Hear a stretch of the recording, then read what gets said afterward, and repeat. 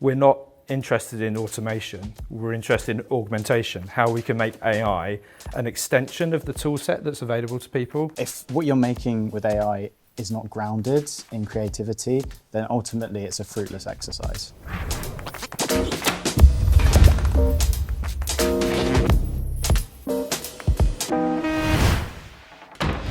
So we're here today, I'm here with James and Martyn, and we're going to have a bit of a kind of round robin chat around the subject of AI. We're going to touch on a variety of themes and subjects connected to AI specifically, and how we're kind of considering as part of our process what the wider impact is on the creative industries as well. So we're obviously being very cautious in the way that we're kind of beginning to explore these things and trying to do it in a respectful way. No, I think that's exactly right. We're not pro AI as a blanket kind of policy. We're certainly not looking to replace things with AI.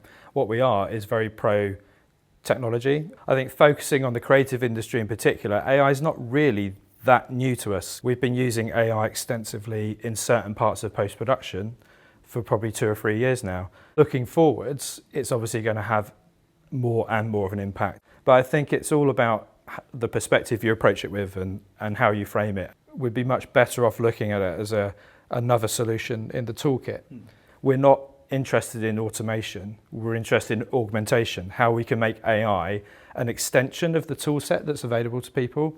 So it's how it can enable creatives to produce work that's of a higher standard, produce it quicker, to arrive at the right kind of thinking and decision making early on. From a business perspective, there's an opportunity to kind of grow income and revenue as well. But what we're definitely not looking to do is take the creative responsibility out of the hands of the highly skilled, trained personnel that we've cultivated and grown through the business, to just replace that with AI. Like that just wouldn't make any sense to us. And as someone, James, who's obviously been kind of spearheading a lot of the investigation, the exploratory stuff that we've been doing recently as one of our designated AI champions, what's your journey been like so far, and what are your thoughts and perspectives on that? It's been a really interesting journey, getting to understand the different sorts of AI, the different models. I think that when people talk about AI, one sort of idea that comes to mind is it's some sort of silver bullet, that it will just solve problems, minimal input. And actually, having explored it, I'm finding more and more I'm having to lean on creative instincts. I'm having to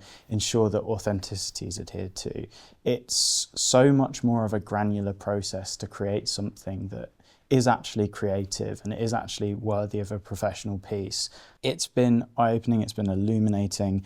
It's a very fast-moving technology. There's advancements and changes in it every single week. The biggest learning I've taken away from it is, at the end of the day, the job is exactly the same as a creative. You have to create, but the tools are the thing that are changing. I think you just mentioned there, referenced the speed at which things are progressing on a daily and weekly basis, and almost like keeping abreast of that is almost like a full-time job in itself. And what we've noticed as well is obviously our clients there's expectations on their side that we obviously get to grips, or the industry gets to grips with the latest trends and working out how we then work that into our responses throughout the kind of creative and production process. But there's obviously kind of potential pitfalls there in terms of setting guardrails to make sure that we're compliant. A bigger agency may well struggle to bring AI through across the board, and I think it's probably being used much more in silo. I think we hit that sweet spot of we're a boutique, so we're small enough that we can roll things out very quickly, but the business is mature enough that we've got lots of safeguards and guardrails, as you described it, in place so that we're using it appropriately and ethically. And at the centre of that is protecting the IP of our clients, information security being a really high priority for us. So we're really conscious of the impact that a misstep or an error could bring.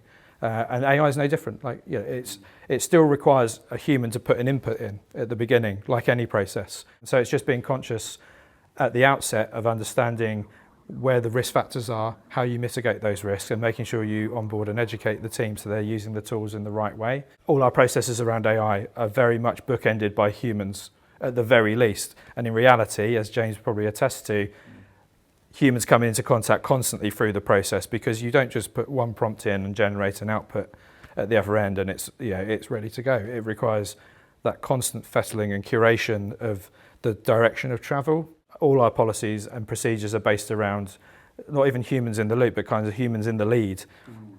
an input instigated by a human and at the end sense checked by a human or multiple humans before it goes anywhere, even across departments. Yes. And I think that's the key. It's like it's creating efficiencies within the human workflow, not trying to remove humans from the workflow. Yeah, there's that constant evaluation as part of the process and that kind of quality control, I guess, throughout. And I think you found that yourself, haven't you, James, in terms of some of the projects you've been trialling? Yeah. There's a lot of ways I think that it is important to look at AI, particularly with outputs. I think critical thinking is something that is so understated when it comes to AI. These outputs, they need to be scrutinized, they need to be checked. And as well as that, it's what goes in at the other end. I've mentioned earlier about how you need to retain a creative vision with what you're putting into AI. You need to make sure that the sources you're putting in are correct, they're accurate.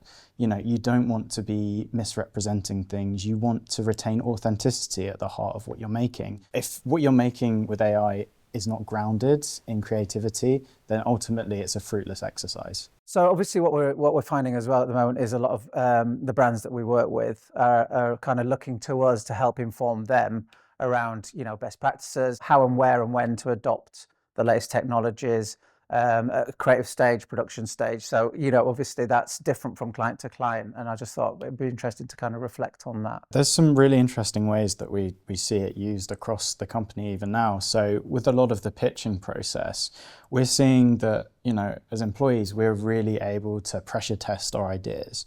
We're able to interrogate them. We're able to get instantaneous feedback as we go.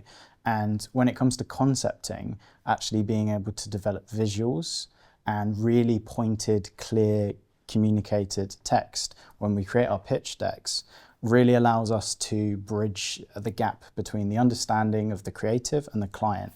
And I think that that's really, really valuable in presenting those ideas. When everyone's on the same page, everything runs more smoothly. Does that kind of change from client to client in terms of how we respond to their particular needs as well, would you say? Definitely. I think, when you've got a client in mind, it can help with how you interpret that brief as well. That's part of that whole pressure testing. So, you're always referring back to exactly what the client wants and just double checking that everything you're writing, all of the content that you're coming up with is in direct alignment with what the client needs. Yeah.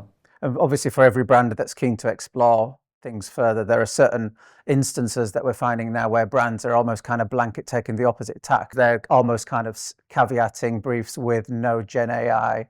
Is that something that we're kind of finding more and more? Every brand is different, and I think sometimes to differentiate yourself, you have to take certain standpoints, but also there might be very strong ethical reasons why people don't want to be involved with AI content production, which is brilliant for us because we've got a team of in-house creatives and we shoot content. That's what we do, we edit content. Equally, if there's brands that want to explore that, we're open-minded enough that we can see like a direction of travel, and it's again brings that tool into the arsenal. It's helping us to develop, it's helping a client to develop. I think anything we do is done with full transparency, so we're not using AI if the client doesn't know about it. It's all would be agreed up front. There are some clients that are looking to explore it because they can see the obvious benefits on it. You pick a direction and we're happy to support and learn with a client on that journey. Yeah, so it's recognizing what's right for that particular client, that particular audience, or that particular need. I think it'd be fair to say that even within our own team here at Kingdom, there are very fundamentally different perspectives on the role of AI within what we do. And there's differences of opinion there. And I think certain people are more kind of happy to embrace it. Some people are a little bit more skeptical.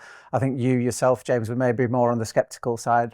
Maybe you can talk a little bit more around that. But I think what's fair to say is that, we're trying to arm ourselves with more knowledge as we move forward so we can have more of an opinion and more of an educated kind of perspective. So I don't know whether that's something that you had any strong feelings of one way or the other.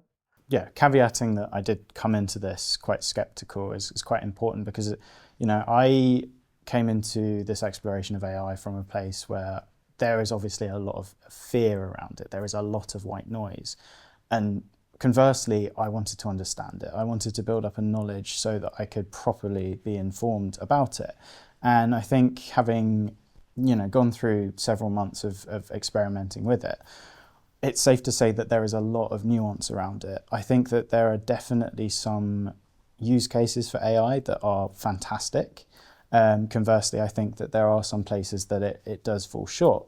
I think that, this is a conversation that's going to just keep on evolving over time as the technology evolves, and it'll be a fascinating one to watch play out.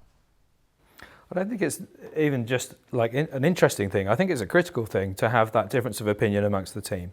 So I think it makes you challenge your thinking on whether using AI in a particular way is right. Is it ethical? Is it the right choice? Is it the right tool to even utilise in this situation, regardless of the ethics? Is it actually the right solution? In the same way that is fix it in post the right solution, or something like that. So I think having those differences of opinion help challenge the thinking of senior leadership or people pioneering these technologies within the business, with people like you at the forefront in the Champions programme. I think by having those people that question it just that little bit more, gives you the right perspective and the right framing to approach things correctly. And that pause for thought moment where the line from Jurassic Park, they were too busy wondering whether they could, they didn't think to consider whether they should. And it's kind of a moment like that, where it's kind of, is this the right thing to do? Have we thought this through correctly? And what are the wider implications of it? And I think with that, that's how you kind of develop a mature approach to anything. But certainly with the technology that's moving so quickly, that kind of internal reflection is key to making sure we build the right processes. We've talked quite a bit about, what we've been doing over the past few months, but kind of looking ahead, and obviously that's part of a bigger plan and a kind of longer term vision. I don't know if that's something that you'd like to kind of expand upon, Martyn. 2026 was designated as like our key kind of turning point in AI. We were dabbling in silo with bits and pieces of technology, a lot of it off the shelf, not necessarily particularly structured, and certainly nothing that was touching any final client outputs. 2026, that was all changed, and we've laid out a full roadmap of our journey in AI, how we use it ethically, how we use it appropriately, and how we use it creatively as well. And that's been driven by our AI champions, who are a group of kind of early adopters who are pioneering tools and testing them out, or even establishing whether a route isn't the route we want to go. It's kind of like a hothouse kind of test bed to work out what works for us and what doesn't work for us. That's all part of laying the key foundations of what AI really will be for us at Kingdom, and those cornerstones and frameworks of how we operate, so that then we get it right as new tools come on board. And we also don't lose where we came from and affect the body of work that we've built up to this point. I mean, it's fair to say that with Kingdom's body of work, I'm surrounded by colleagues that just make some absolutely amazing stuff. And I think with the AI Champions program and what we're building towards with the roadmap, it's finding the best way that we can integrate AI in a way that complements, it doesn't circumvent, it fits into that process, and it helps uplift this amazing content that my colleagues deliver.